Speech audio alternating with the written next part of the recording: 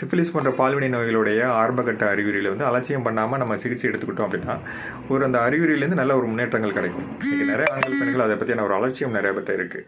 ஒன்றும் இல்லை, நம்ம ஆண்களை பொறுத்த வரைக்கும் உங்களுடைய ஆணுறுப்பில் பார்த்தீங்கன்னா ஒரு வலி இல்லாத ஒரு புண்ணு இருக்கிறது, இல்லை ஒரு கொப்பளம் இருக்கிறது, ஒரு இல்லை செவந்து போயிருக்கிறது, இல்லை சீல் போன்று அதுலேருந்து வடிய ஆரம்பிச்சிருது, எரிச்சல் அதிகமாக இருக்கிறது.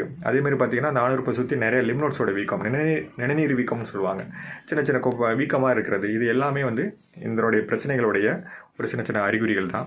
அதேமாதிரி பெண்களை பொறுத்த வரைக்கும் அவங்களுக்கும் அந்த பெண்ணுறுப்பில் பொறுத்த வரைக்கும் அதை சுற்றி நிறையா வந்து புண்களாக இருக்கிறது, இல்லை வந்து வலி இல்லாத புண்களாக இருக்கிறது, இல்லை கொப்பளமாக இருக்கிறது, அதிகப்படியான எரிச்சல் கொடுக்கறது, வெள்ளப்படுதல் ரொம்ப அதிகமாக இருக்கிறது, வெள்ளப்படுதல் ரொம்ப ஸ்மெல்லாக இருக்கிறது, அதேமாதிரி கர்ப்பப்பை வாய்ப்பகுதியில் நிறையா புண்கள் இருக்கிறது. அதேமாதிரி உடல் உறவின் போது ஆண்களாக இருக்கட்டும் பெண்களாக இருக்கட்டும் 2 பேருக்குமே அதிகப்படியான வலி இருக்கிறது. இது எல்லாமே இந்த சிஃபிலிஸ் சம்பந்தமான அறிகுறிகள் தான். இதை நம்ம ஆரம்பகட்ட அறிகுறிகள் இருக்கும்போதே மருந்துகள் எடுத்துக்கிட்டோம் அப்படின்னா இதில் ஒரு நல்ல முன்னேற்றங்கள் இருக்கும். ஹோமியோபதி மருந்துகளில் இதில் அந்த அறிகுறிகளை குறைக்கிறதுக்கும் அந்த இன்ஃபெக்ஷனை குறைக்கிறதுக்கும் நிறைய மருந்துகள் இருக்குது.